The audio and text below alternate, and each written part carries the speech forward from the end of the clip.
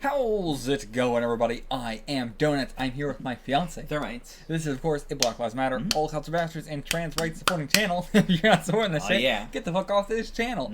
This is Venom 2, or is it just Venom Let There Be Carnage? It's just Venom Let There Be Carnage. Okay, but the next one is Venom 3, so this one is, I guess, Venom 2. Well, I mean, they always announce it as whatever 2, whatever 3. Yeah. No Way Home was Spider-Man 3. Fair enough.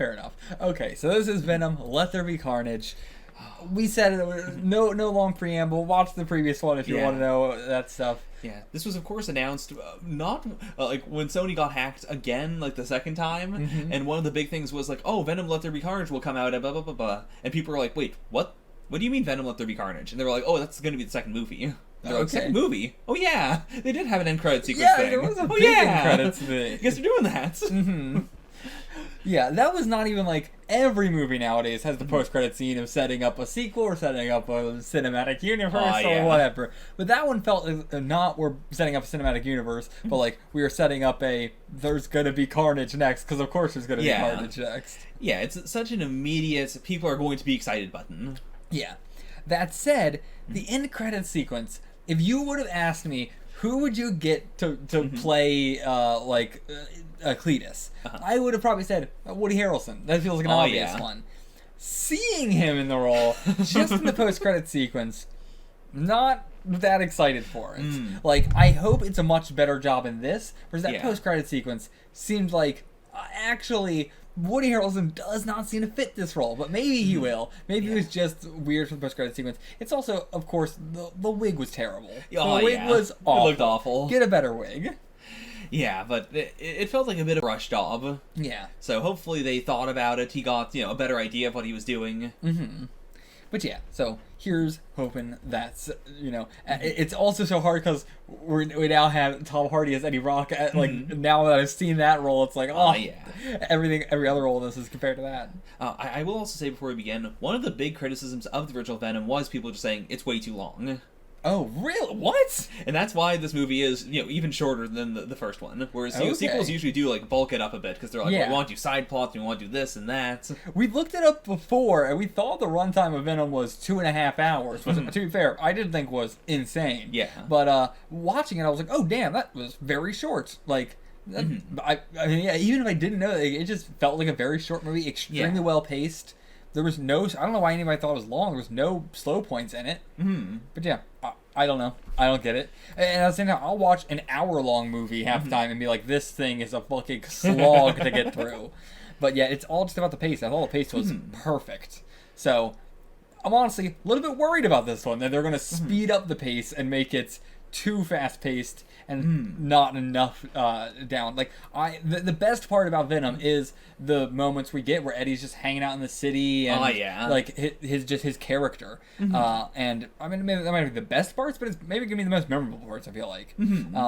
So this, I hope we still get those. I want a lot of Eddie and Venom coexisting, doing similar stuff, like going to a bodega, walking on the streets, all this kind of stuff. Yeah, really. That's also what I'm really hoping for.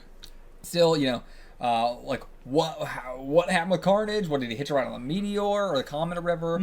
How is he gonna break out? Yeah, you don't know anything about Carnage, as you said in the previous one. So. He's a hillbilly serial killer. That's all I know about Cletus. I don't know anything about Carnage at all. Right. Okay, let's get into it. He's red. That's all I know.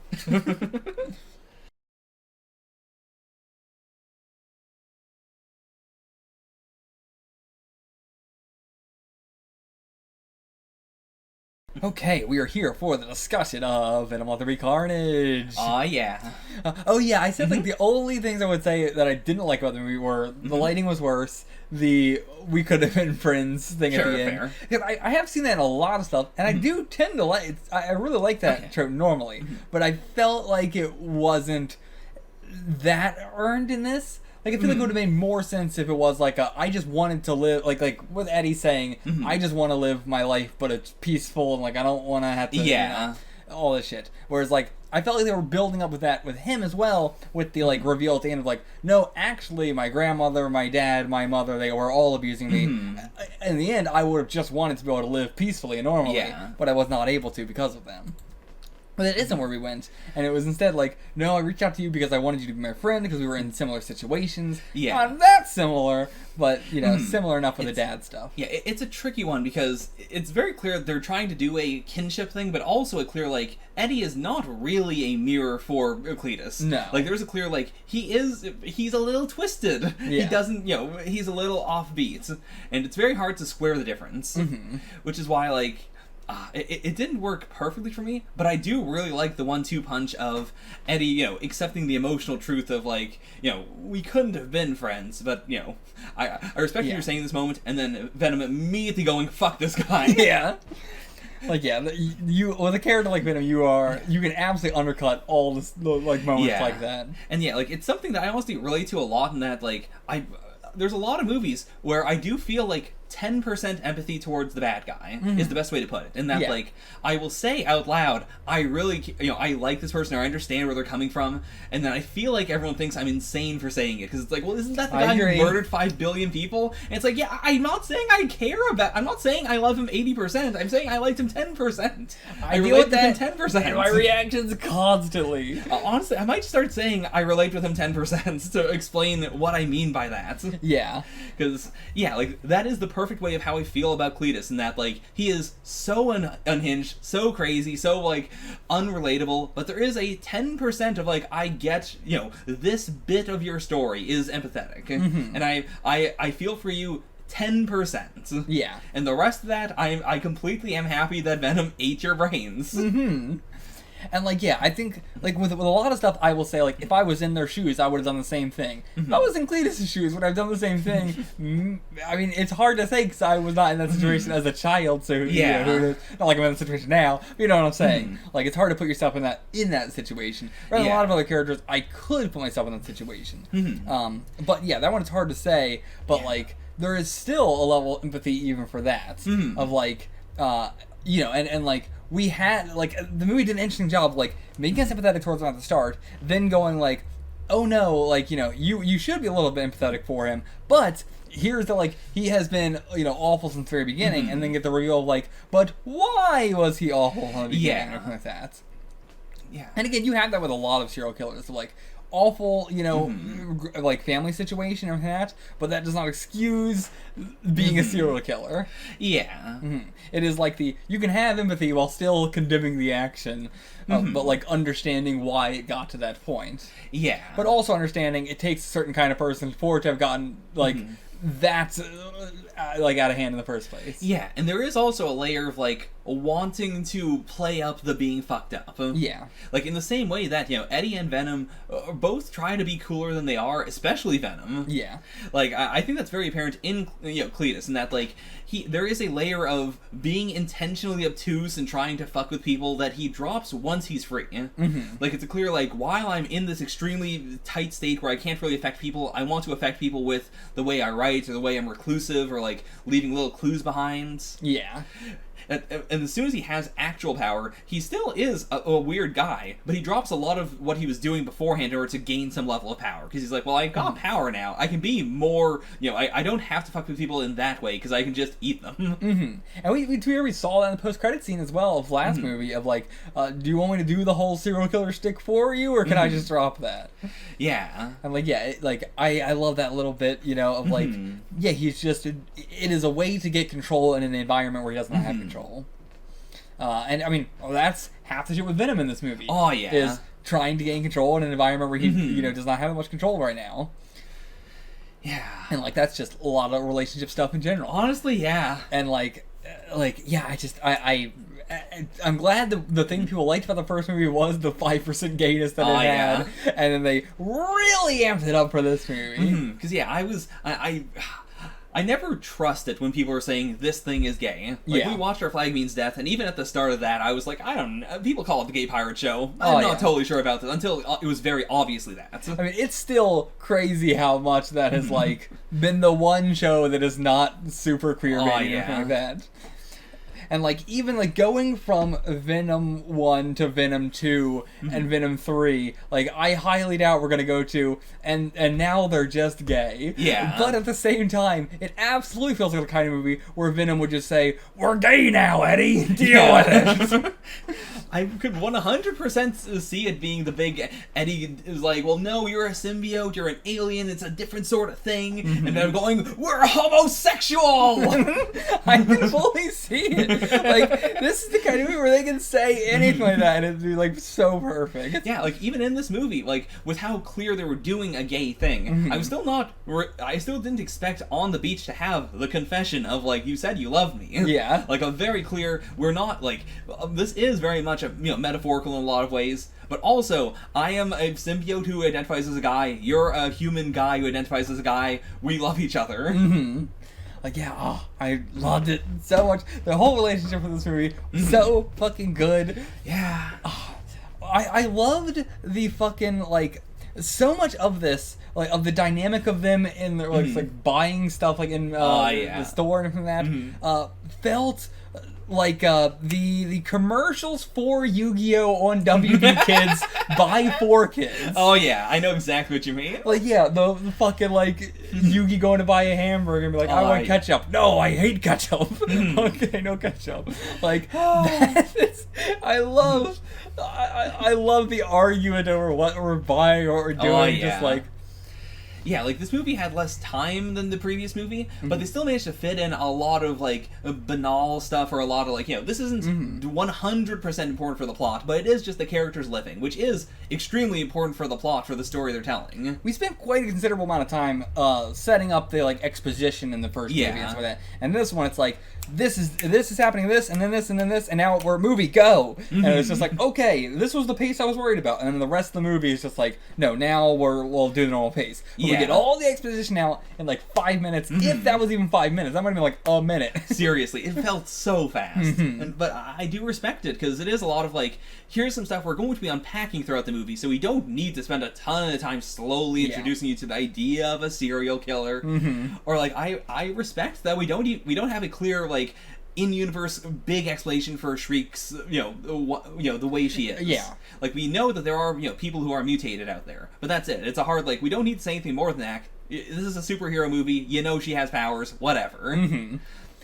And yeah, like, the third one, I imagine, will explore that way more. Yeah. Also, I imagine the third one's just gonna straight up be like, and then No Way Home happened. Because, and also, like, I was not expecting Venom to be in No Way Home, but now it's like, he's gonna be in No Way Home. There's no way they're not gonna do that. Yeah, like, this... But that's also going to be... if people didn't see Venom and Carnage, that's going to be insane, because I imagine there will be no explanation if he's from another multiverse or anything like that. Right. He's just... I mean, they might. They might. They might do something there. Yeah. But still, it's going to be so interesting of a thing to do, where he's just going to show the fuck up. Yeah. Like, okay. Because... also, like, with the big... I want to say this before I forget. Yeah. At the end, like, Venom does a quick exposition where he's like, we have a multiversal, or, a multi-universal hive mind. Yeah. And so I feel like we don't know how No Way Home happens, is the reason why it's, like, a big, like, I don't know what that means. Yeah. But for the multiversal hive... like, the fact that he didn't like that guy and he pointed at a Peter, I feel like that's just supposed to be, like, either... Yeah, the multiversal hive mind stuff, like... They just... It's so constant that there is Peter is the one they go after or hate or whatever. So, of course, that would carry over. Like, that would be a stronger thing than normal. But you would think Eddie Brock would be that as well. To be fair. Yeah. Like, if that is what it is for Peter, you would think that Venom would have a visceral reaction to Eddie Brock in the same way. Yeah. Like, even in a much more... love way. Yeah, but like we're always destined to be together. Yeah, but we don't have anything like that. None of the other ones have anything with Eddie. No. So, yeah, that's interesting. And, like, Carnage has not been in as much as Eddie Brock is, so I wouldn't say that. That one's fair enough. But, and, I would say Eddie Brock has been in everything that has had Venom in it.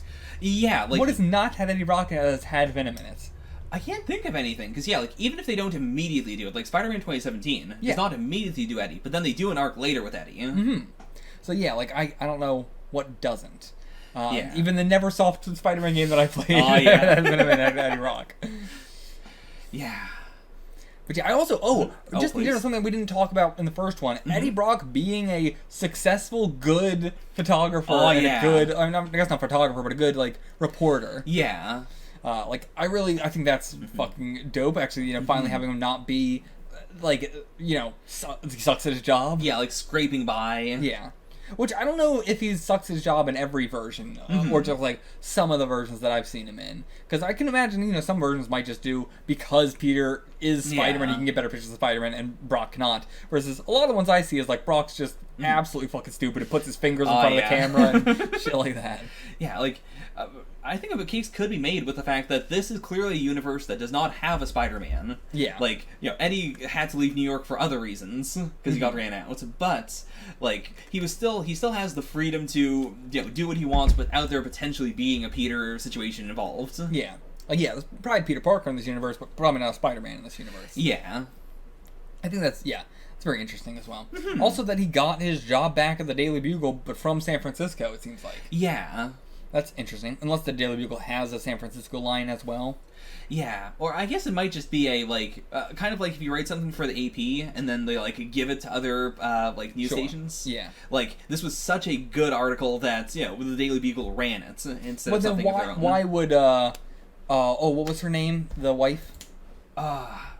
Shriek. Well, I'll just say Shriek. Yeah. I don't remember her full name. Same. Frances, or... Yeah, it was Frances. But either way, she was the one reading the newspaper that was Daily Bugle, right? So why would Ravencroft get the Daily Bugle? You know what? Yeah, you're right. Unless it's like a you know, countrywide thing at this point.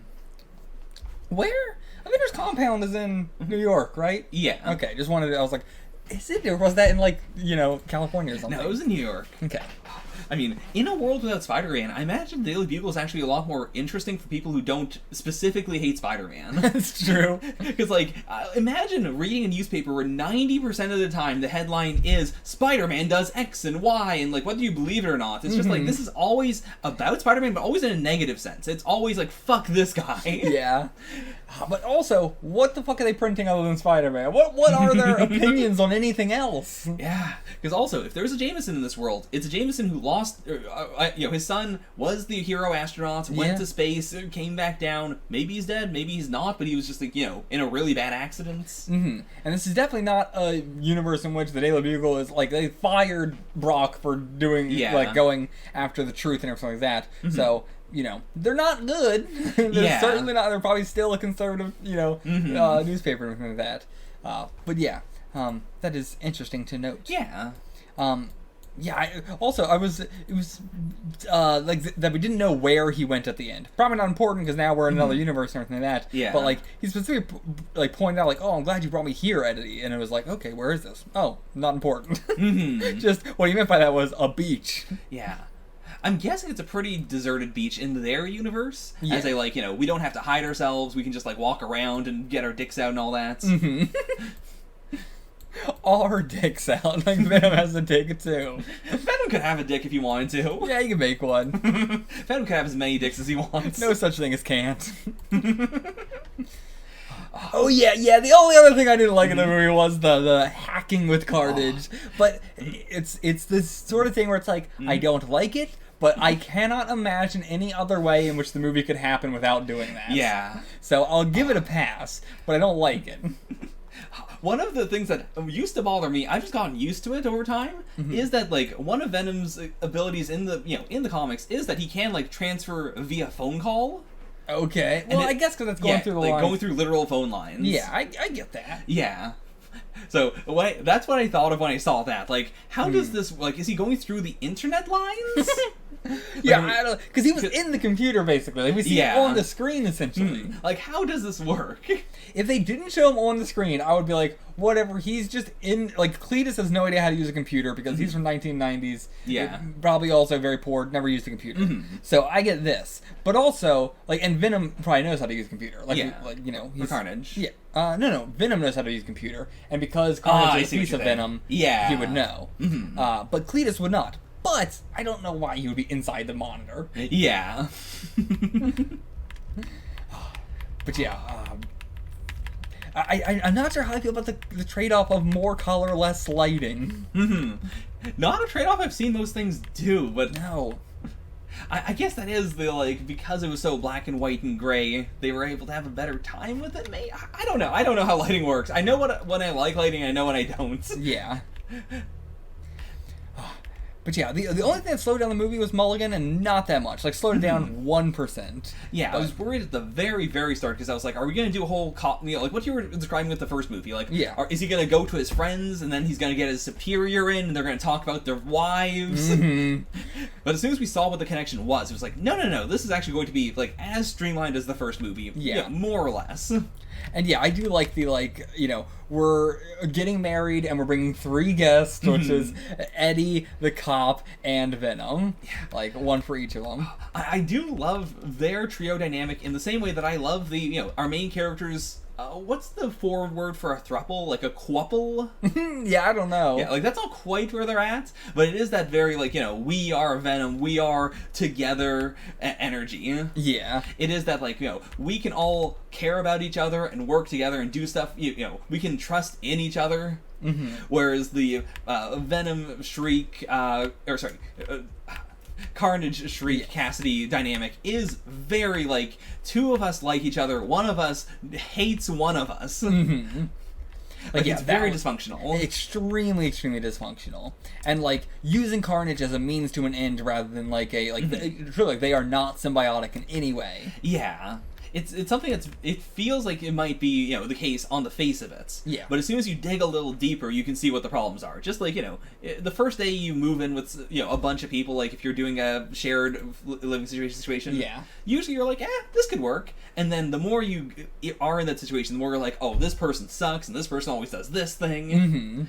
Whereas, like, Venom and Eddie have had so much time with each other that, yeah, at the start of the movie, they really hate the things that really bug each other, but also they understand each other, and they understand their other couple. And, like, you know, even if they're not 100% all the time, they know their weaknesses, they can compensate for each other.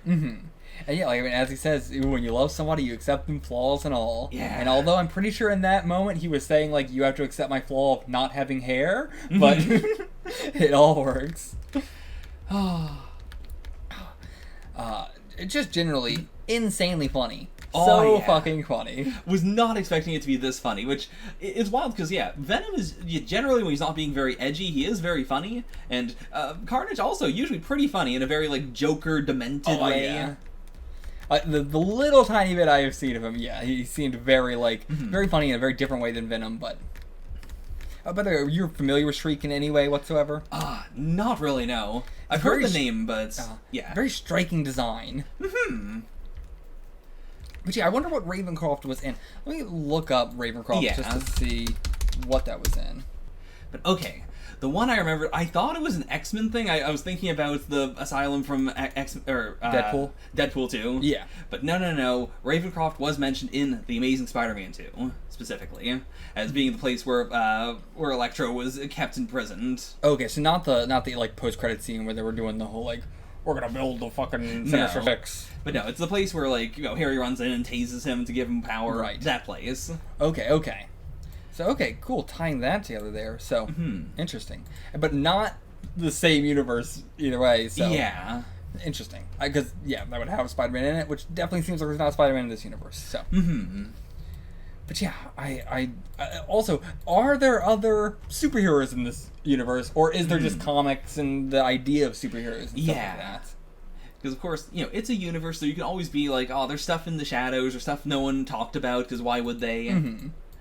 Very, very curious, because, yeah, the only other thing that I know is going to exist in this universe is going to be Morbius, right? Yeah. And then, you know, eventually the other stuff that's been announced. Yeah. But, yeah. But yeah, I'm just curious about that, just because the whole, like, oh, we're Lethal Protector, the cape and the mask and all that stuff. And...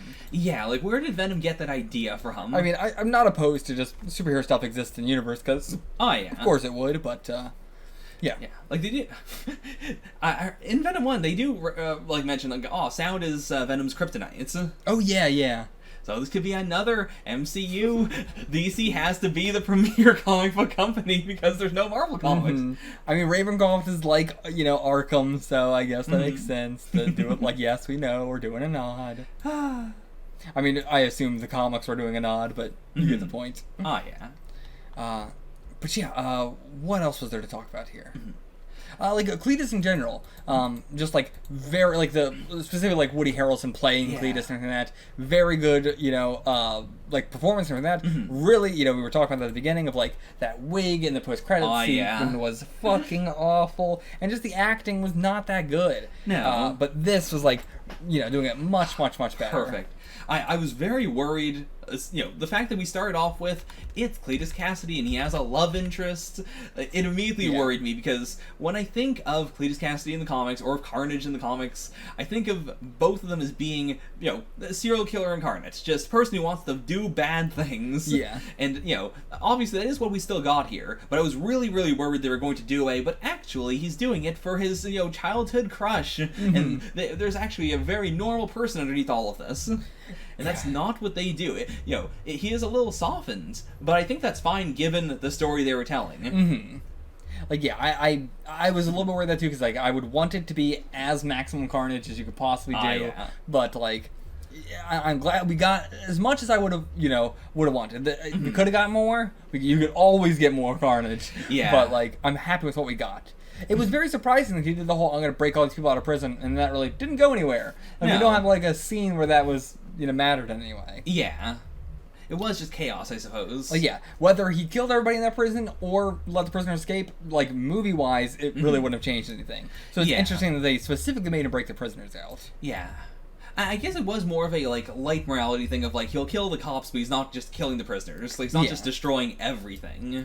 Yeah, we only ever see him kill authority figures. Which makes a lot of sense. Yeah, it fits in line with, like, what he was talking about. And, like, like, well, of course I had a reason for doing all this. Yeah. But, yeah. Does he kill any innocent people? Definitely that guy at the convenience store. Yes, okay, that's what I was thinking. I was like, I thought he did. Yeah, he definitely does. Yeah, he stomped that man's face. Like, he could have knocked him out, but no, he kills that man. So, yeah. Yeah, he is a lethal person. The whole scene with Venom taking over Mrs. Chin was absolutely incredible. I love how well they write Venom, and how much Mrs. Chen's whole posture changes once Venom's been found out, but even before then you have the the pussy. Oh yeah, I can't believe we didn't come back with that. Like, I really thought that's what Eddie was gonna say to him in that short scene. He was like, no, we can't do this.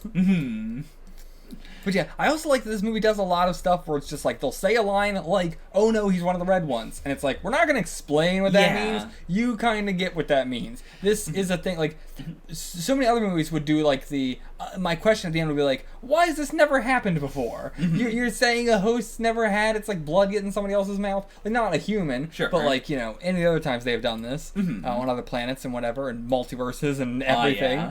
But yeah, this was a bit like, oh yeah, it happens all the fucking time. Yeah.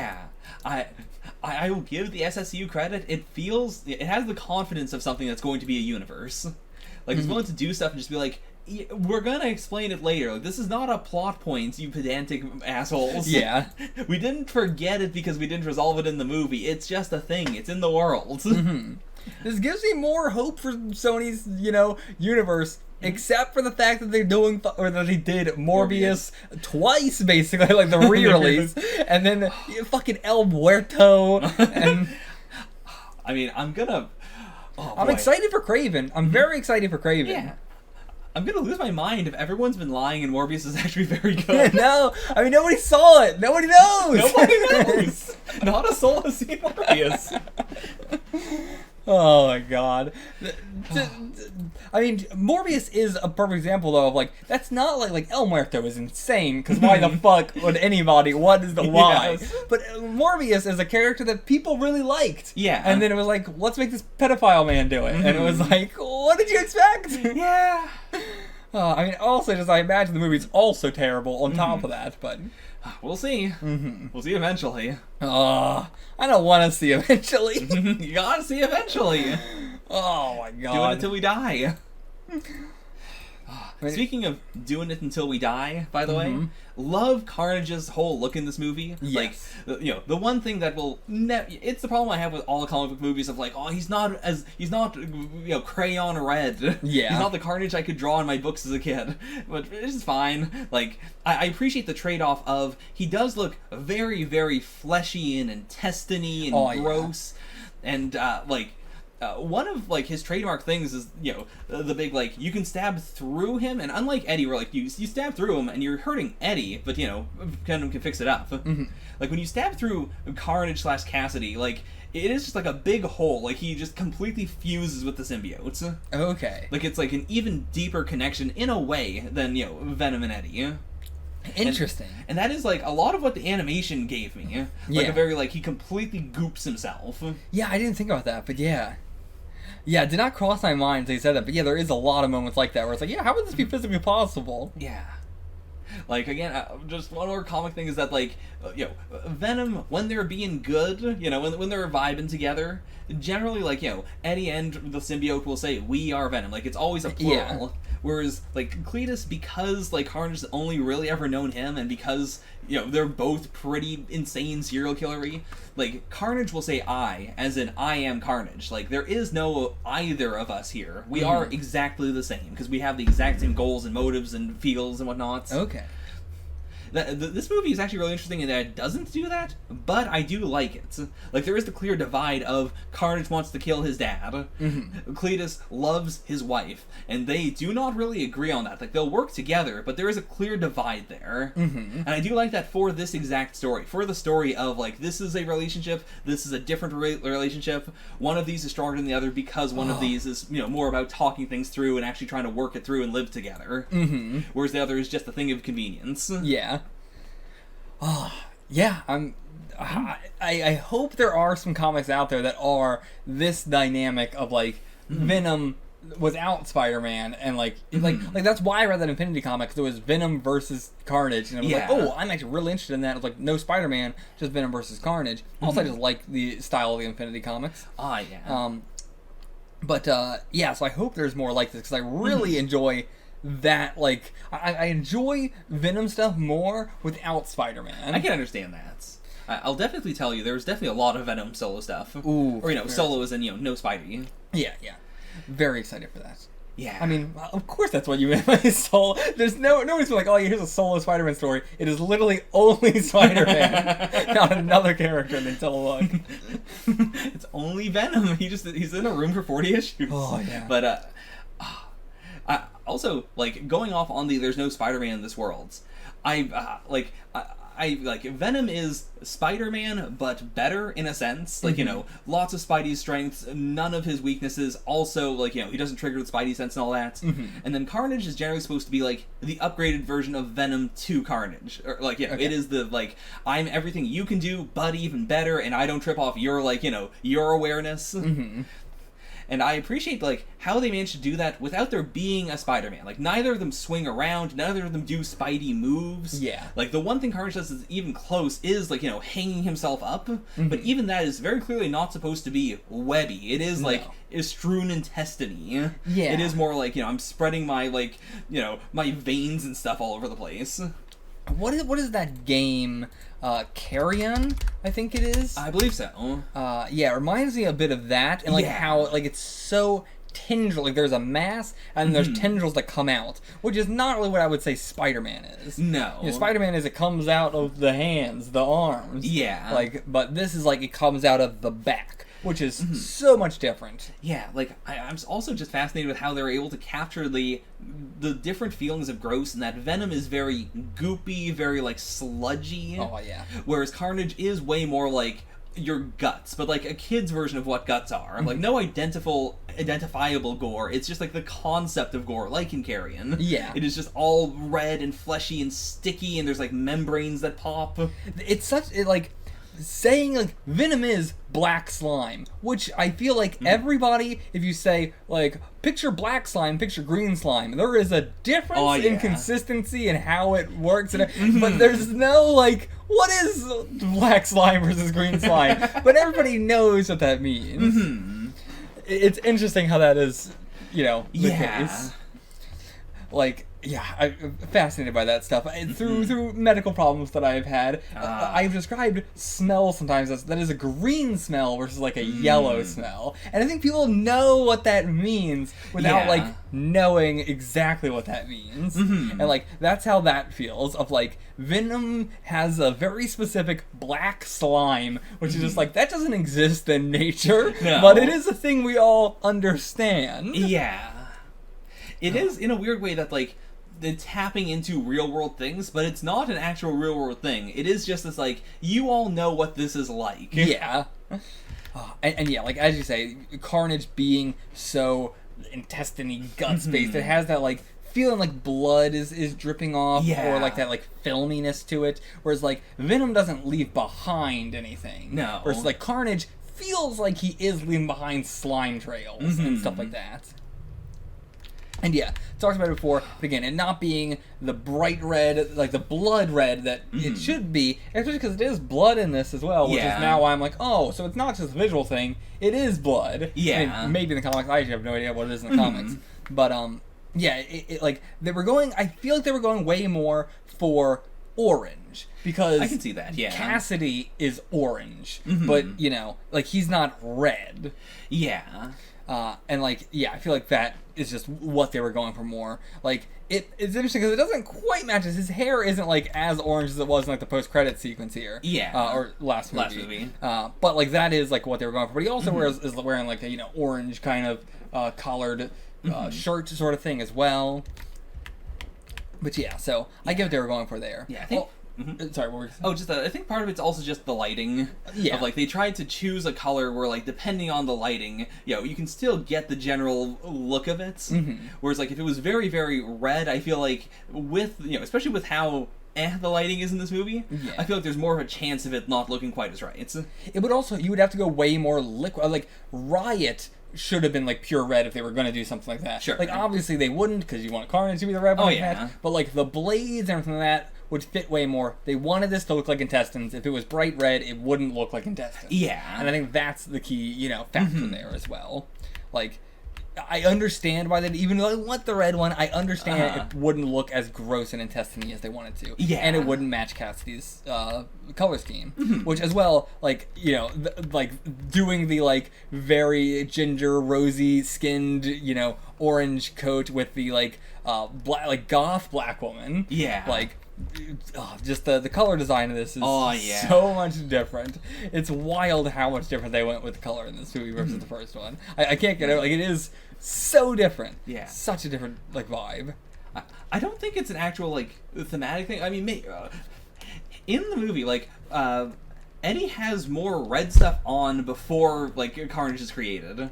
Like, I've noticed that the most with his bike, where it's like, a red and black bike. Yeah. And then, like, when Venom leaves him, he goes out and trashes it. Yeah, he had a big bright red. Yeah, I definitely noticed that. And I was like, oh, Cletus is definitely going to steal this. Yeah. Nope. Yeah, it's way more of just, like, the Carnage has left Eddie in a way.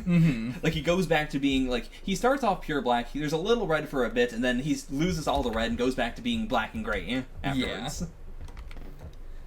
But yeah, cool we got the Stan Lee cameo via the, like, magazine on the shelf. Yeah. Very inventive way of doing it. Yeah. Really enjoy that. I like that the convenience store is just, like, a part of the place now. Yeah, and that, like, as Mrs. Chen describes, like, he is her protection now. Like, if anyone else were to shake her down, then he would show up and eat their brains. Yeah. This is gonna sound blasphemous. Oh? But I feel like these two movies were what I wanted Deadpool to be. You know what? I'm gonna agree with you.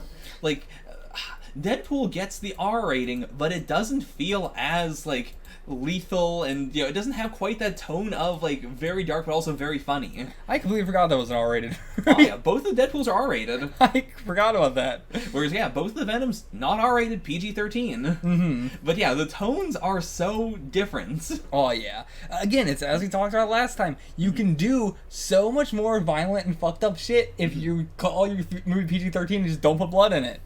Yeah. You can do torture, you can do fucking eating an entire body, you can do eating a head, you can do whatever the hell you want. Because, yeah, there's no blood. There's plenty of fucked up stuff in Deadpool, but I don't think about it very much, apart from, like, you know, like, when he was being tortured in Deadpool 1, like, you know, his origin. Oh, yeah. But, like, there's a lot of just casual fucked up stuff that I don't think about, just because it's like, yeah, and that's a gory moment.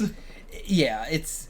I don't know how to... Also, like, when you have an R-rated thing, people go into it and are going like, alright, you better live up to this R rating. Yeah. Versus you don't have to have that for a PG-13 thing. No one is expecting to live up to that, so stuff is more shocking. Yeah, like a big outcry for both of these movies was the big like, oh, Venom's not getting an R rating, what the fuck? And then when Carnage was announced, everyone was like, oh, it's gonna be the one with the R rating. Nope, PG-13. But having seen both of them now, I like they're both PG-13 because I feel like it's the kind of thing where I would have also been like, what the fuck? Why in the world would you not make Venom R rated? And especially Carnage? Are you kidding me? What the fuck? But yeah, I think they've hit the perfect balance of getting in all the stuff I would want from these movies, but also, like, you know, on just a success level, also, it's just way more wide. Like, way more teens and kids are gonna want to see Venom, because it's cool. And yeah, I'm definitely like if I had a kid, I would be definitely more opposed to them seeing violence than I would them seeing, like, nudity or anything like that. Yeah. And, like, if this movie was extremely bloody and anything like that, I would be like, wait a little bit. Yeah. You know? But, you know, if it's not, it comes across more comedic when he's eating people. But, like, I like it. Again, it's something that you can still root for. Yeah, it's got that big fantasy violence aspect. Oh, yeah. And yeah, I'm a big fan of that. I'm just a big fan of goofy shit in general. I love that, like, this movie does what I, like, in a normal movie like this, if it was just Venom is on Eddie and stuff like that, at the end of it I would be like, oh, it'd be so interesting if, like, the symbiote was on this person or this person, and it's like, it's literally on fucking everybody in this movie. Yeah. It's in Mrs. Chin, it's in Dan, it's in the girlfriend, why can't I remember her name right now? Oh, I can't remember it. Anne. Anne, yeah. Venom on a girl is usually called She-Venom. Okay. I just wanted to bring this up as a, like, for both movies, I'm glad we got that design, you know, like, that character, because I've always loved the She-Venom design, like, usually she got bigger boobs. Okay. But apart from that, like, I do like this iteration of just, like, you know, very lanky, but also still gross, still scary, still gigantic. I don't understand the lack of mass. Yeah. Like, it is just what Venom wants himself to look like. Because, like, he can put himself all inside Eddie, or make himself a head, or do whatever. He can put all of himself into a dog. Yeah, I mean, he can do whatever. So, like, that form is not like, here's all my mass. It is just like, here's what I want to look like. Yeah. And I guess that's, like, I'm answering it for myself. Like, that's the reason why it's not, like, as big as the Eddie version. Because Eddie and Anne are not that difference in size. Honestly, no. Like, they are pretty similar. Like, Eddie is not muscular. Yeah. Yeah, it is very clear this is just what the symbiote wants them to look like. Which, fair enough. Experiment away. If the symbiote was not horny, everyone would have died in both movies. Oh, yeah. Like, that's truly it. The symbiote has no reason to do any of this apart from, I like you, I want you to get together, I want to be together with you. Also the whole, like, thing where, like, oh, are you gonna kiss me this time? And it's like, no, that was his idea. It's like, okay, damn, it was his idea. It was his idea. He wanted to kiss. Venom is so horny all the time. I'm also just, I do love this is a movie where we've got the love interest character, and she does live with Dan. Like, this was the big, like, I was waiting for the big, like, you know, fuck Dan in an actual, like, we're gonna kill Dan or whatever. Yeah. But we never get there. It is a constant, like, we're gonna dunk on him, but ultimately Venom begrudgingly is like, you know what, fine, I like Dan, they can be together. Dan gets to show himself a little more, like, he was competent in the first movie, but it was a, like, yeah, but he's still a bit of a stick in the mud, or, you know, just, like, not involved that much. See, I actually felt like he was perfect in the first movie, and the second movie was like, after dealing with all that shit, he has become a little bit jaded and mean, and, like, and then by the end, he's, like, back to how he was in the first movie. Like, that's kind of how I took it. But there was also probably people who just didn't like him in the first movie just because how dare he date main character's wife, or girlfriend, would-be wife. But yeah, I appreciate how involved he is because, like, I like the, you know, the guy who was dating Scott's former wife in the Ant-Man and the Wasp, or, you know, like the Ant-Man movies. Yeah. But he doesn't really do that much. It's always the, like, you know, the family is doing this thing. Or, like, he is the authority figure and he's being, you know, like, we don't like him for that reason. Oh, yeah. But he's never really gotten me to the point where I'm like, oh, I like seeing this character. Oh, yeah, I couldn't give a shit about him. Oh, yeah. Whereas, like, Dan... I like Dan. Yeah, like, Dan, I've gotten to the point... I mean, I got to that point in the first movie, to be fair. Yeah. But they have not ruined him for me. Every time I see Dan, I'm like, oh, yeah, it's Dan. I like Dan. I like that Dan and Ann are together. But yeah, I really like it. It's a good, like... I don't know how to put it. Because, like, also, they've sold me on the, like, so many superhero things do the, I'm a disaster and so forth, you know, you can't date me, but also I want you to date me. So you gotta be in this limbo situation. Whereas, like, this has hit the big, like, Venom and Eddie are a couple, and Eddie has to accept it, like, no, Dan is better for you than me because you don't want to be a disaster. Yeah. And the two of us, Venom and Eddie, we are awful, but also, we're good together, so damn it, we're gonna do this. The two of you can do that. We're still friends. We'll still reach out. And it does still have that, like, Anne being like, oh, now that I have experienced this capital B big shit, like, you know, it's hard for me to go back to living, like, a normal life with someone who is just a normal person. Yeah. Which is, like, yeah, I get that, and, like, just fantastic. Like, everybody has that fantasy, and but it's, like, it is also like I can't be with you because you're a disaster, but also I acknowledge that part of me is excited about the idea of us being together simply because of the situations that we would get into, and it's like, it's the kind of like, I don't love you, I like the situations that would arise with me being with you. But also, I hate the situations that would arise with me being with you. I appreciate also, genuinely, the division, the very clear division of, like, yeah, you are a genuine magnet for danger. Like, the cop even points that out. Like, bad shit just happens when you're around. I think that, you know, Cletus may have even wanted you to be there because you're such a bad luck magnet, he would have been freed. Yeah. But that's not the reason why why he would be bad for Anne. The reason he would be bad for Anne is because he's the kind of person who would go into her files and get them both fired. Like, the shittiness is a separate thing from Venom. And that is something, again, a lot of, like, even Peter Parker or, like, Clark Kent will have that kind of situation of, like, you're also just, as a person, not great. And we're not going to confront that super duper hard. Yeah. Whereas this is a very clear, like, no, Eddie is a schlub. He kind of sucks for various reasons. He's not a bad person, but there's a lot here that makes you go, like, yeah, Anne shouldn't be with him. Someone who is immortal and doesn't need, a job, that's the kind of person who should be with Eddie. Yeah. Oh, yeah, when you're right, you're right. Like, she knows. Like, yeah, it's just the execution of all of these plot lines, even if so many of them are, like, things I've seen in other superhero things. I really love the execution of all these things. They're done in ways I would only ever see in fanfic. Yeah. The big, like... Oh, yeah, this feels super fanficky. Yeah, but in a good way. It is absolutely. Let him be gay, or let's explore this, kind of dynamic, or this kind of relationship, or, like, let's just devote all this time to this funny situation of them trying to make a breakfast. There's very few times in which I would say this feels fanficky in a bad way.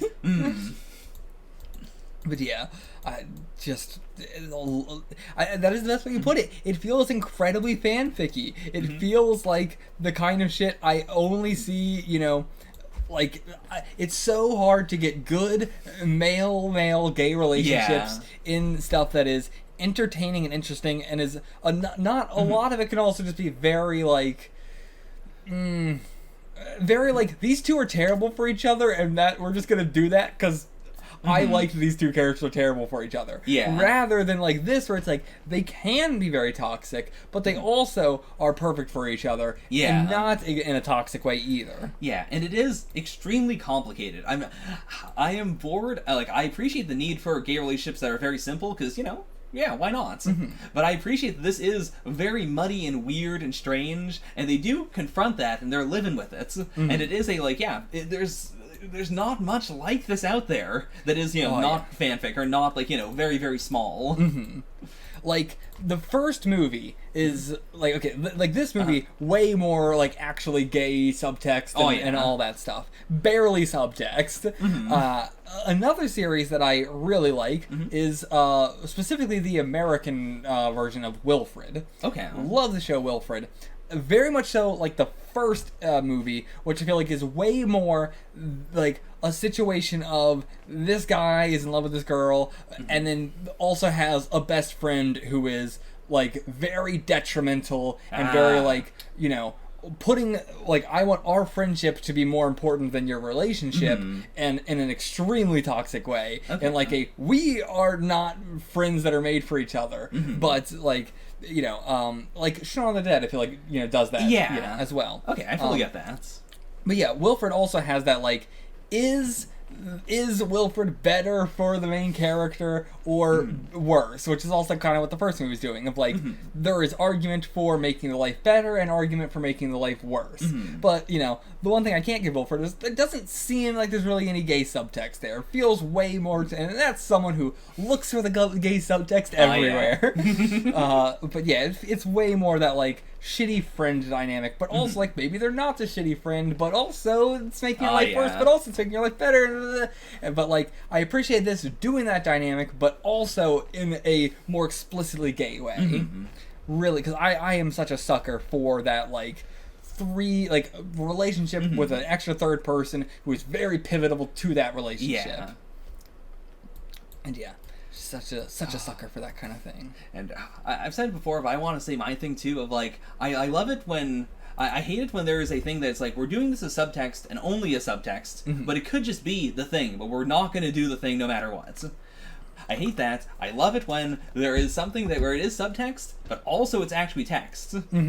Where you get the, like, they are gay, and also, here's the stuff that you can't do with they're just gay relationship. Yeah. And that, like, this movie really scratches that. The first movie scratched it a tiny little bit. Like, yeah, 10%, maybe. It was a lot of, you know, reading into it or, like, really enjoying what was clearly there, but not really said, whereas this one was fundamentally, like, this is a gay breakup. And also a, like, you know, a matchmaker situation, and also, like, all this other stuff. And on top of all that, there is the alien component, and the, like, the person I love won't stop trying to commit murder and eat brains. Yeah. But also they need that to live. How do I manage that? Yeah, like, it's something we talk about a lot, you know, all the time, of, like, the metaphor, the subtext or whatever, you know, as you say, doing the exact thing, like just making the characters gay versus having it be like this where it is an alien symbiote and all that. But like there is that Venn diagram of like, you know, just because like I very much like this, but I also would like it if they were just gay outright at the same time. You know, you can do both. Fully. But that also means like, you know, you don't have to like oh, if we're gonna make them gay, we can't do the storyline at all. Right. It's like you know, we were just talking about our flag means death. You know, that is a good example of like there is the pirate stuff and there is the gay stuff, and it is a story in which you can't just tell as a gay relationship because the pirate shit is essential to it as well, and there is more pirate subtext to the gay subtext. But like that is, you know, if Venom 3 does have Venom just say, we're gay, Eddie, like, I would be totally happy. I doubt they will, but maybe. We'll see. Like, I truly have faith in Tom Hardy when he says, I'm a fan. Because this truly does feel like a fan thing. More fan of Venom or of gays? I'd say a Venom, but just also kind of a fan of gays. Okay. I mean, I've been burned enough by people who say I'm a fan of gays and then they use a big. What I mean by that is I punched a gay person once. As always. I mean, I hate to keep bringing up our flag means death, but it is crazy that we watched it and after we've seen the whole thing, it still feels weird to be like, no, I mean, it was gay. That wasn't my imagination. It was gay. It was. It's just, they've been burnt by everything 1,000 times. But yeah, fantastic. Loved it. Good. I can't believe there are people who don't like these movies. Yeah. Truly can't. They're so fun. I feel like I'm the only person on planet Earth who didn't really like the Deadpools that much. I liked them, I thought they were funny, but I don't think about them ever after I watched them. But these movies, it is just such fun. Like, how are you cynical about this? It's so fun. Seriously. But yeah, now super excited for No Way Home. I feel like I was already so unbelievably excited for No Way Home, and now they have added another layer of excitement that I didn't know was possible to be added on top. Seriously, like, I've been so spoiled, like, not spoiled on the actual plot of No Way Home, but just on, like, I'm pretty sure this character's gonna show up and this character. I think we know every villain who's going to appear in the movie. Yeah. But we didn't know. Didn't know this. That was not a villain. Yeah. So, I mean, I don't know how it's going to work with Peter Parker, but, like... We'll see. Because, yeah, that's also a big, like, I really don't know how this plot's gonna fit in there. Oh, I hit myself. Oh, no!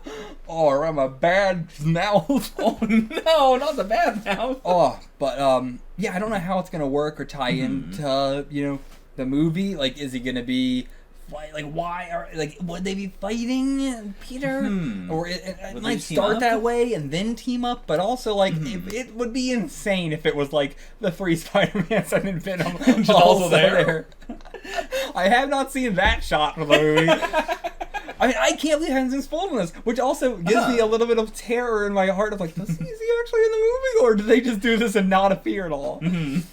Did either... Sony would not say no, but did like, Marvel Studios go like, no, what the fuck did you just say you were going to do? To be fair, if they said no, there's no universe in which they would be allowed to say no. Yeah. It would be like, I don't give a shit, you're gonna put him in there.